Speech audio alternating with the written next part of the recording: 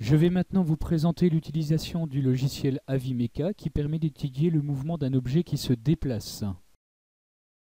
La première étape consiste à insérer la vidéo à l'intérieur du logiciel. Pour cela, on clique tout en haut à gauche sur la petite icône qui ressemble à un film et nous allons chercher la vidéo à l'endroit où elle se trouve sur notre ordinateur. La vidéo apparaît ainsi à l'écran.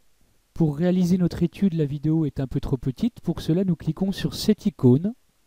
Ainsi, la fenêtre suivante apparaît et nous allons pouvoir, en cliquant donc sur Adapter, adapter la taille de la vidéo à la taille de notre écran. La vidéo apparaît ici beaucoup plus importante.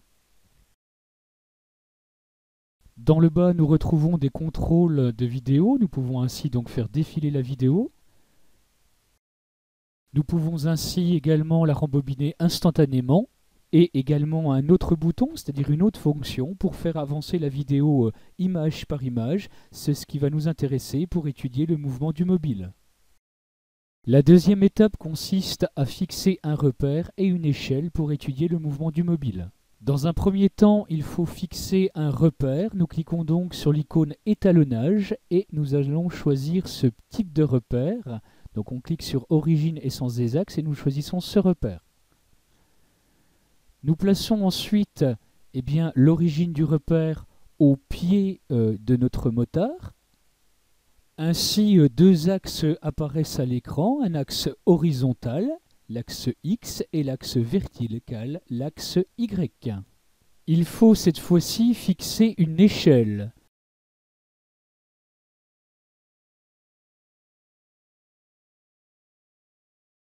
Pour fixer cette échelle, nous voyons qu'une grande règle a été disposée lors de la vidéo devant le motard. Il est indiqué qu'elle mesure 1,85 m. Ainsi, nous cliquons sur premier point et nous faisons coïncider ce premier point avec le bas de l'échelle. Ensuite, nous cliquons sur deuxième point et nous le faisons coïncider avec le haut de l'échelle.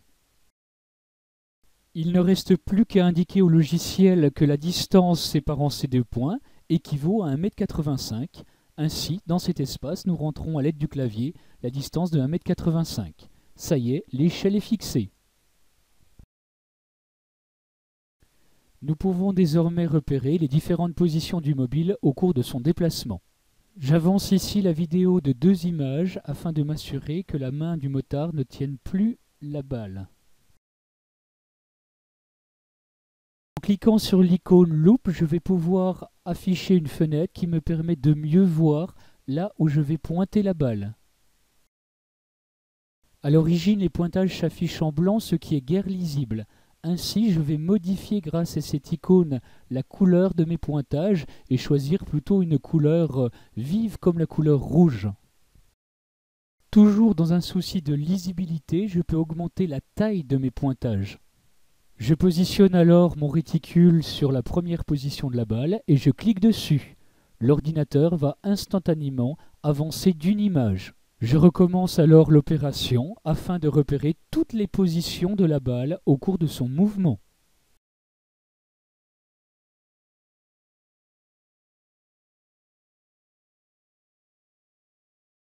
Je remarque à droite de l'écran que à chaque fois que je clique sur une position de la balle, ces coordonnées s'enregistrent dans le tableau ci-contre. Et voilà, toutes les positions étaient enregistrées. Essayons maintenant de comprendre les valeurs qui se sont enregistrées dans le tableau de mesure. Sur le tableau, nous trouvons donc trois colonnes. La première T qui correspond au temps, la deuxième, la colonne X qui correspond à l'axe des abscisses, et enfin la colonne Y qui correspond à l'axe des ordonnées. Pour l'axe des abscisses, c'est-à-dire la colonne X, nous voyons que les valeurs ne varient pratiquement pas, ce qui est complètement normal puisque la balle tombe de façon verticale. Par contre, pour la colonne des ordonnées, c'est-à-dire l'axe Y, les valeurs varient sensiblement puisque cette colonne correspond en fait à l'altitude de la balle et donc cette altitude varie tout au long de la chute. Intéressons-nous cette fois-ci aux notations puisque apparaissent des notations scientifiques. 1,92 exposant 0 correspond en fait à 1,92 fois 1, ce qui fait donc 1,92. Et puisque l'unité choisie est le mètre, eh bien cette altitude correspond à 1,92 mètres. Un autre exemple, 1,80 exposant 0 correspond donc à 1,80 fois 1, c'est-à-dire à 1,80 mètres. Un peu plus loin, nous voyons exposant moins 1. Donc cela correspond à 9,40 fois 0,1, ce qui est égal à 0,94 mètres, c'est-à-dire 94 centimètres. La dernière valeur correspond à une altitude de 1,14 exposant moins 1, c'est-à-dire à 0,114 mètres, c'est-à-dire à 11,4 cm. Revenons à la première colonne, puisque cette colonne correspond au temps.